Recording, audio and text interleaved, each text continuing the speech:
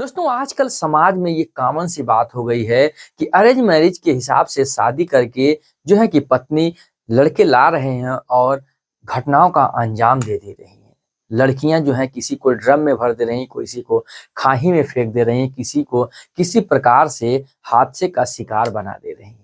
दोस्तों arrange marriage आजकल बहुत ही खतरनाक होता जा रहा है। इसी बीच एक ऐसी कहानी निकल कर आई है जो कि एक दिल दहला देने वाली है। एक ऐसी ही महिला है जो अपनी पति से इतना बेतहा मोहब्बत करती थी कि उसके पति के मर जाने के बाद भी वो अपने पति को, जो मुर्दा पति था, उसे रोज नहलाती थी और उसे नए नए कपड़े पहनाकर अपने घर में ही उसके साथ पूरी रात सोती थी। दोस्तों अपने पति के साथ सोती और उसका आदर और सत्कार करती। दोस्तों ये एक दिन नहीं, सिलसिला कईयों दिन तक सिलसिला चलता है। वो रोज यही प्रक्रिया करती, उसके साथ चंदन छिड़कती, उसके शरीर पर गंगा जल छिड़कती और उसके बाहों में लिपट कर वो सो जाती।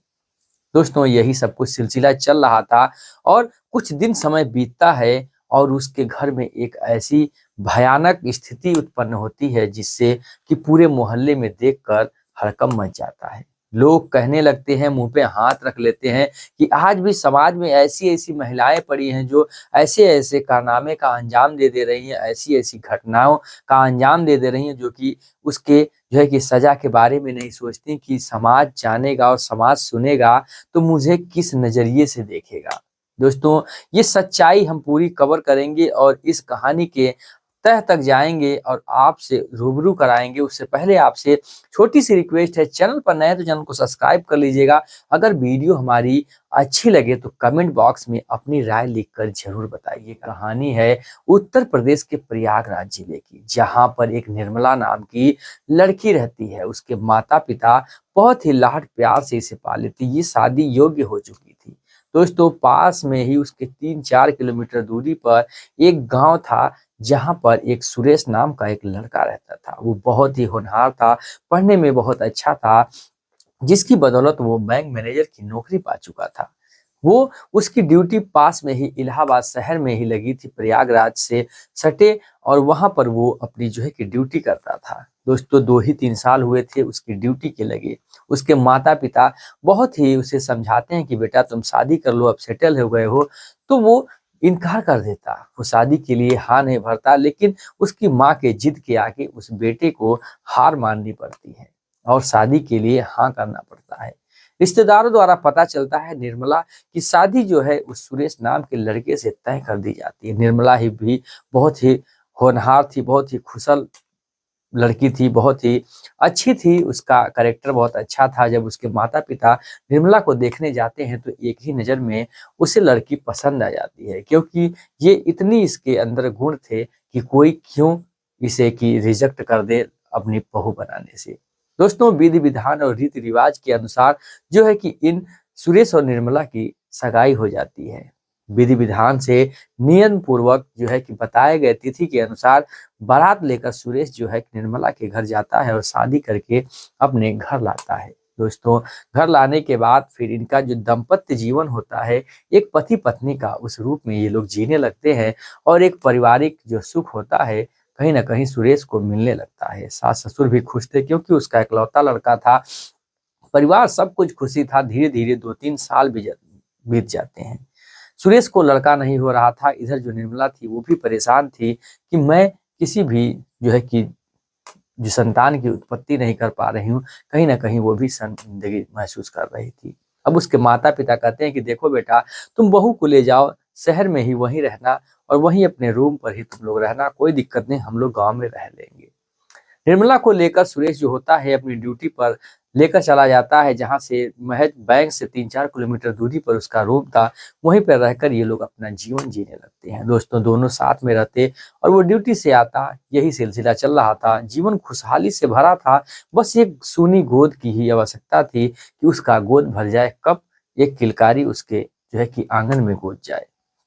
दोस्तों लेकिन विधि का विधान तो कुछ और ही तय था, भगवान को तो कुछ और ही मंजूर था। समय गुजरता है, एक दिन सुरेश का रोड एक्सीडेंट में मौत हो जाती है। अचानक जब रोड एक्सीडेंट उसका होता है, वो भगवान का प्यारा हो जाता है। कुछ भी जाने उसके समय भी नहीं मिलता है कि वो ताकि हॉस्पिटल तक पहुंच पाए।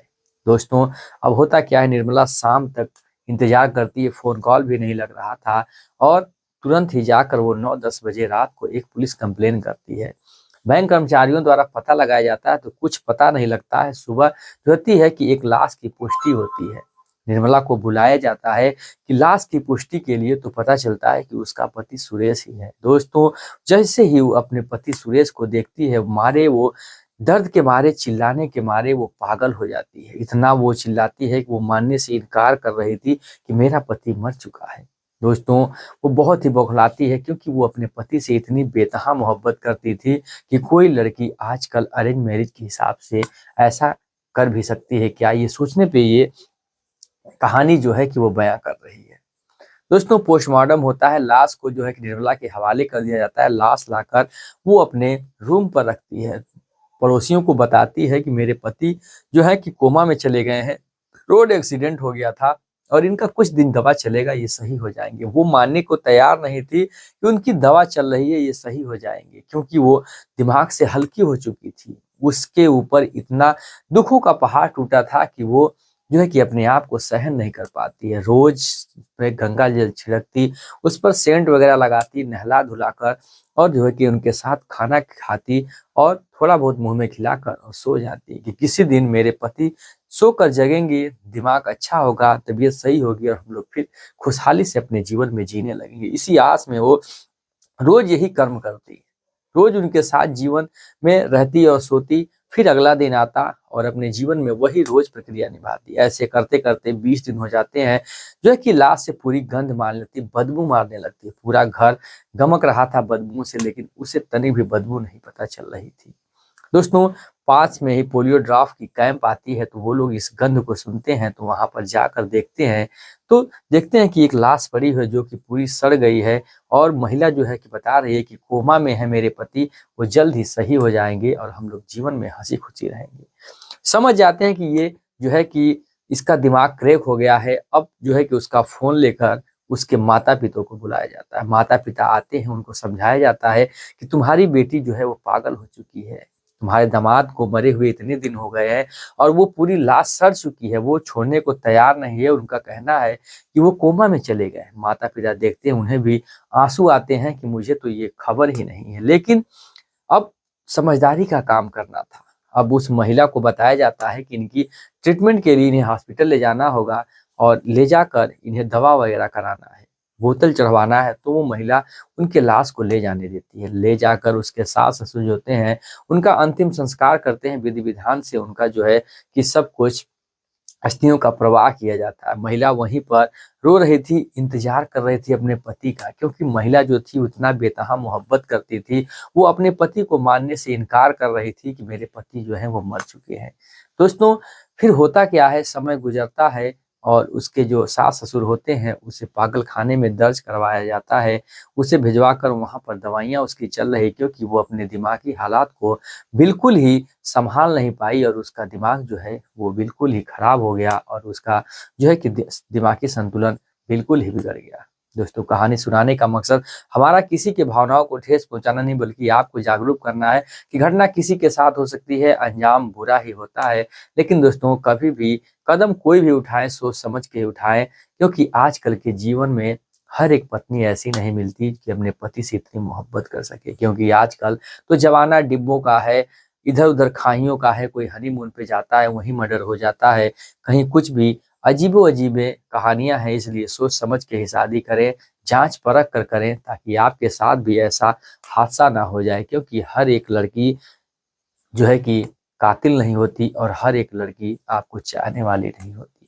दोस्तों, फिर मिलेंगे ऐसी इंटरेस्टिंग और इमोशनल कहानी लेकर। जय हिंद, जय भारत, वंदे मातरम।